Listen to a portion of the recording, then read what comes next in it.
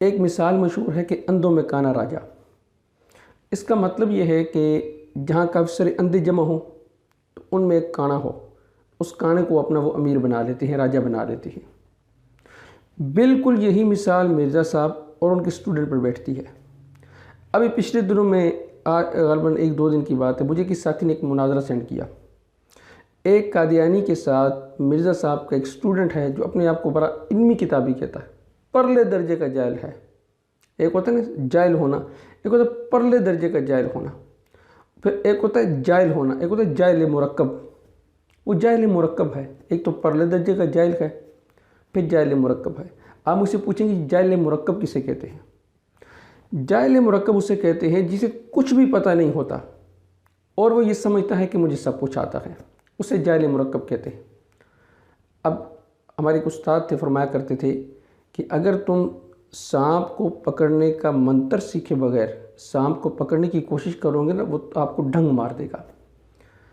اب چلا جی قادیانی سے مناظرہ کرنے کے لیے قادیانی سے مناظرہ کیا، اور قادیانی نے ان کی صحیح ٹھیک طریقے سے لٹریشن کی۔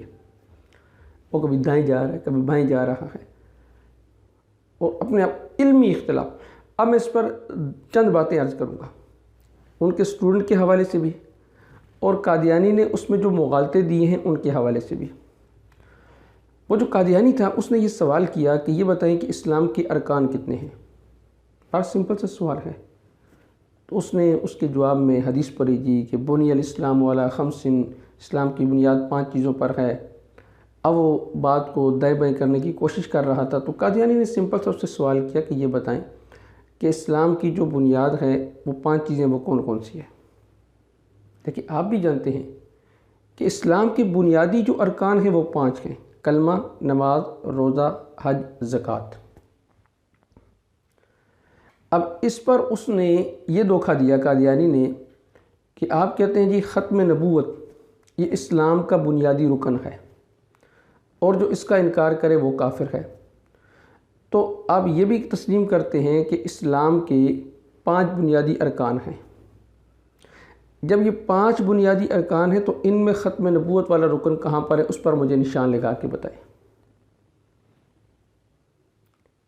اب وہ کبھی دائیں جا رہا ہے، کبھی بائیں جا رہا ہے، اب اسے سمجھ نہیں آ رہی میں کیا جواب دوں۔ اس کا جواب تو میں بعد میں لوں گا، پہلے جو اس نے نا وہ دائیں بائیں ہونے کی کوشش کی، وہ بونگیاں ماری، تو میں آپ کو بتلا دوں۔ کہتا ہے قادیانی وہ کہتا ہے ہمارا آپ سے علمی اختلاف ہے۔ کون سا علمی اختلاف ہے؟ ہمارا قادیانیوں سے اصولی اختلاف ہے، علمی اختلاف نہیں، اصولی اختلاف ہے۔ وہ نبی اکرم صلی اللہ علیہ وسلم کو آخری نبی تسلیم نہیں کرتے، اور ہم نبی اکرم صلی اللہ علیہ وسلم کو آخری نبی تسلیم کرتے ہیں۔ اچھا، ایک مقام پر کہتا ہے جی ہمارا آپ سے علمی اختلاف ہے، پھر آگے چل کے کہتا ہے جی کہ علمی اختلاف کا مطلب یہ ہوتا ہے کہ فروعات پر اختلافات کا ہونا، فروع پر، مسائل پر۔ تو ہمارا آپ سے عقیدے پر اختلاف ہے۔ پہلے کہہ رہا جی علمی اختلاف ہے، پھر کہتا جی عقیدے پر اختلاف ہے۔ پھر وہ غزوہ تبوک کے موقع پر ایک حدیث پڑھی ہے کہ حدیث مبارکہ میں آتا ہے نبی اکرم صلی اللہ علیہ وسلم نے فرمایا من کذب علی متعمدا فلیتبوأ مقعدہ من النار، جس نے مجھ پر جان بوجھ کر جھوٹ بولا اس نے اپنا ٹھکانہ جہنم کے اندر بنایا۔ کہتا ہے کہ نبی اکرم صلی اللہ علیہ وسلم نے سیدنا علی رضی اللہ تعالیٰ عنہ سے کہا کہ علی اگر میرے بعد کوئی نبی ہوتا تو وہ علی ہوتا۔ دنیا کی کسی کتاب میں یہ حدیث موجود نہیں کہ آپ نے سیدنا علی رضی اللہ تعالیٰ عنہ سے یہ کہا ہو کہ اگر میرے بعد کوئی نبی ہوتا تو وہ علی ہوتا۔ 2 مرتبہ اس نے یہ بات کہی۔ اب میرا سوال یہ ہے کہ کیا نبی اکرم صلی اللہ علیہ وسلم پر اس نے جان بوجھ کر جو جھوٹ بولا ہے، اور آپ نے فرمایا جس نے مجھ پر جان بوجھ کر جھوٹ بولا اس نے اپنا ٹھکانہ جہنم کے اندر بنایا، اب اس کو توبہ کرنی چاہیے؟ چلے ہیں جی اپنے آپ کو نہ جانے وہ کیا سمجھتے ہیں، پتہ نہیں ہم نے کیا حاصل کر لیا ہے۔ وہ کہتے ہیں پتہ علی باغ کا کوئی نہیں ہے، اور چلے ہیں جی مناظرہ کرنے کے لیے۔ یہ تو ان کی جہالتیں ہیں۔ اب آئیں ذرا قادیانی کے دھوکے پر قادیانیوں نے کیا دھوکہ دیا ہے کہ جی جب اسلام کے بنیادی ارکان 5 ہیں تو اس میں کہاں پر لکھا ہے کہ ختم نبوت اسلام کا بنیادی رکن ہے؟ یہ کہاں پہ لکھا ہوا ہے؟ اور اگر یہ نہیں لکھا ہوا تو اس کو آپ بنیادی رکن کیوں کہتے ہیں؟ اور پھر ارکان اسلام میں نے آپ کو دکھائے، آپ کے سامنے پیش کیے، اس سے پہلے آپ نے بیان فرما دیے تھے، میں نے سامنے اسکرین پر رکھ کے آپ سے پوچھا کہ اس میں مجھے بتائیں کہ اس ارکان اسلام میں ختم نبوت کی بات کہاں پر موجود ہے؟ آپ نے اس بات کو ایکسیپٹ کر لیا کہ ارکان اسلام میں ختم نبوت کی بات نہیں ہے، یعنی جو اسلام کی ارکان ہیں، جو بنیادی ارکان ہیں، جن کو پڑھ کے، جن کو ایکسیپٹ کر کے انسان مسلمان ہوتا ہے، ان میں ختم نبوت کا ذکر نہیں ہے۔ دوسرے نمبر پہ آپ نے بات بیان فرمائی ہے کہ ختم نبوت کا ذکر قرآن میں ہے اور قرآن کی نص سے ثابت ہے، یہ دوسری بات ہے۔ میں نے آپ سے یہ نہیں پوچھا تھا کہ قرآن میں ختم نبوت کا ذکر ہے یا نہیں ہے اور کن معنی میں اور کن تشریحات میں ہے، یہ الگ موضوع تھا۔ میں آپ سے ارکان اسلام کی بات پوچھ رہا تھا۔ چلے ایک بات تو کلیئر ہوگی اماد بھائی کہ ارکان اسلام میں، یعنی اسلام کے جو بنیادی ارکان ہیں، ان میں ختم نبوت کا کہیں بھی ذکر نہیں ہے، جو آپ نے ایکسیپٹ نہیں کیا۔ نہیں، ہاں ہے بالکل ہے، بالکل ہے، قرآن میں ہے نا جلیل اللہ بھائی۔ سر نہیں نا، اماد بھائی سنیں، آپ قرآن میں قرآن کی بات، ابھی میں ارکان نہیں اسلام قرآن کی میں میں ہے بات نا سنیں، قرآن۔ ایک منٹ، ارکان اسلام 5 ہیں، ان میں ختم نبوت کا ذکر نہیں ہے، قرآن میں آپ کے بقول ہے، یہ کہہ رہے ہیں نا آپ جی جی جی جی، کہ ارکان اسلام میں ختم نبوت کا ذکر نہیں ہے۔ اب یہ رولا ختم ہو گیا کہ کوئی بندہ آ کے یہ کہے کہ بھائی اسلام کا بنیادی رکن، اسلام کا بنیادی عقیدہ ختم نبوت ہے، یہ معاملہ ختم ہو گیا۔ میرا سمپل سوال ہے، اسلام کی بنیادی ارکان 5 ہیں، کلمہ، نماز، روزہ، حج، زکوٰۃ، یہ 5 ہیں۔ کیا ان 5 میں کسی ایک مقام پر بھی یہ لکھا ہوا ہے کہ ان 5 کا ماننا ضروری ہے؟ ان 5 میں سے کسی ایک کا انکار کرنا بھی کفر ہے؟ وہاں تو صرف یہ کہا گیا ہے کہ اسلام کے بنیادی ارکان 5 ہیں بس۔ اور اگر آپ اپنے پاس سے یہ لگائیں کہ ان میں سے کسی ایک کا انکار کیا تو کافر ہو جائے گا، تو یہ کفر والی قید آپ نے کہاں سے نکالی ہے؟ اگر کہیں جی کہ یہ تو سیاق و سباق سے اور باقی چیزوں کی تشریحات کو دیکھنے سے پتہ چلتا ہے کہ ان میں سے کسی کا انکار کریں گے تو کافر ہو جائے گا، تو پھر ان سے کہا جائے گا تو باقی چیزوں کی تشریحات کو دیکھنے سے یہ بھی پتہ چلتا ہے کہ کلمہ جو اس کا دوسرا جز ہے محمد رسول اللہ، اس کے ساتھ یہ بھی ہے کہ آپ آخری نبی ہیں، تو اس کا انکار کرنے سے بھی کافر ہو جائے گا۔ تو خاتم النبیین یہ ایمانیات کا مسئلہ ہے۔ میں آپ کو ایک اور مثال سے یہ بات سمجھاتا ہوں۔ اسلام کی بنیادی ارکان کتنے ہیں؟ 5، کلمہ، نماز، روزہ، حج، زکوٰۃ۔ یہ بتائیں کہ ایمانیات کیا ہے؟ آمنت باللہ وملائکتہ وکتبہ ورسلہ والیوم الآخر والقدر خیرہ وشرہ من اللہ تعالی والبعث بعد الموت۔ ایک بندہ کہتا جی کہ میں مرنے کے بعد اٹھائے جانے کو نہیں مانتا، آپ اسے مسلمان کہیں گے کافر کہیں گے؟ آپ اسے کہیں گے یہ تو کافر ہے، اسلام کا بنیادی رکن تو نہیں ہے، لیکن کافر کیوں کہہ رہے ہیں اس کو؟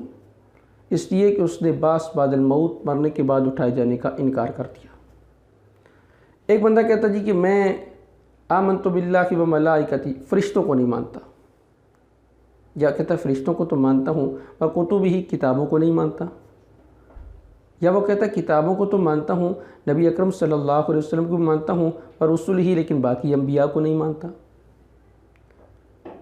اب ایمان اسلام کا جو پہلا رکن ہے لا الہ الا اللہ محمد رسول اللہ، اس میں باقی انبیاء کا تو ذکر نہیں ہے نا۔ تو اگر کوئی انسان باقی انبیاء کا انکار کر دے تو مسلمان ہے یا کافر؟ آپ اسے کافر کہیں گے۔ آمنت باللہ وملائکتہ وکتبہ ورسلہ والیوم الآخر والقدر خیرہ وشرہ، اچھی بری تقدیر کا انکار کر دیتا ہے، فرشتوں کے وجود کا انکار کر دیتا ہے، جنات کے وجود کا انکار کر دیتا ہے، وہ بندہ مسلمان ہے یا کافر؟ اسلام کی بنیادی ارکان میں تو نہیں ہے، بنیادی ارکان تو 5 ہیں۔ کلمہ لا الہ الا اللہ محمد رسول اللہ، آدم علیہ السلام کا ذکر نہیں، نوح علیہ السلام کا ذکر نہیں، ابراہیم علیہ السلام کا ذکر نہیں، شیش علیہ السلام کا ذکر نہیں، ادریس علیہ السلام کا ذکر نہیں، موسیٰ علیہ السلام کا ذکر نہیں، عیسیٰ علیہ السلام کا ذکر نہیں، بے شمار انبیاء ان کا ذکر نہیں ہے۔ تو کیا مطلب کہ اگر اسلام کے صرف 5 ارکان ہیں تو باقی انبیاء پر ایمان لانا لازم ہے یا نہیں ہے؟ اگر باقی آپ کہیں جی کہ اسلام کے بنیادی ارکان 5 ہی ہیں لیکن باقی پر بھی ایمان لانا ضروری ہے کیونکہ ایمانیات ہیں، اور اگر ان پر ایمان لے کر نہیں آئیں گے تو کافر ہیں، اسی طرح جو ختم نبوت پر بھی ایمان لے کر نہیں آئے گا وہ بھی کافر ہے۔ جیسے باقی رسولوں کا ذکر باقی جگہوں سے ملتا ہے، فرشتوں کا ذکر، جنات کا ذکر، بعث بعد الموت کا ذکر، کتابوں کا ذکر باقی مقامات سے ملتا ہے۔ اگر کوئی شخص کہ جی میں آسمانی باقی کتابوں کو نہیں مانتا، یا میں کہ قرآن کو نہیں مانتا کیونکہ قرآن یہ 5 ارکان میں نہیں ہے، تو کیا آپ اسے مسلمان کہیں گے؟ نہیں کہیں گے۔ تو یہ قادیانی نے دھوکہ دینے کی اس بیچارے کو کوشش کی تھا۔ وہ انجینئر کا سٹوڈنٹ، مرزا کا سٹوڈنٹ اپنے آپ کو کہلاتا تھا، کہتا تھا اپنے آپ کو علمی کتابی، لیکن اس کو اس بات کا جواب آتا ہی نہیں تھا، پھنس گیا۔ بھئی یہاں آئیں نا، آپ یہاں آ کے گفتگو کریں تاکہ پتہ چلے کہ گفتگو کس سے کہا جاتا ہے۔ تو ختم نبوت یہ اسلام کا بنیادی عقیدہ ہے۔ اب وہ دیکھیں نا، مرزا کا سٹوڈنٹ وہ یہ تو کہہ رہا ہے کہ اشرف علی رسول اللہ والا کلمہ غلط ہے، شبلی رسول اللہ والا غلط ہے، چشتی رسول اللہ والا غلط ہے، آپ کے بعد کوئی نبی نہیں آ سکتا، چاہے ذلی ہو، چاہے بروزی ہو، چاہے مسلمہ کذاب ہو۔ لیکن وہ کھل کے یہ کیوں نہیں کہتا کہ چاہے وہ کہتا جی اشرف علی رسول اللہ تو شے ہی کوئی نہیں ہے، چشتی رسول اللہ تو شے ہی کوئی نہیں ہے، شبلی رسول اللہ تو شے ہی کوئی نہیں، یہ کہو نا کہ مرزا غلام احمد قادیانی بھی شے ہی کوئی نہیں ہے، یہ کیوں نہیں کہتے؟ یہ زبان سے کیوں نہیں نکلتا؟ یہ زبان سے نکالے نا کہ غلام احمد قادیانی شے ہی کوئی نہیں ہے۔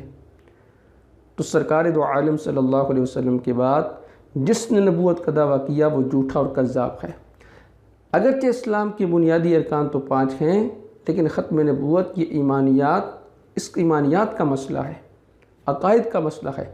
جیسے باقی عقائد وہ باقی جگہوں سے ثابت ہوتے ہیں، اسی طرح ختم نبوت کا مسئلہ بھی یہ قرآن کریم کی آیت قطعی سے ثابت ہوتا ہے۔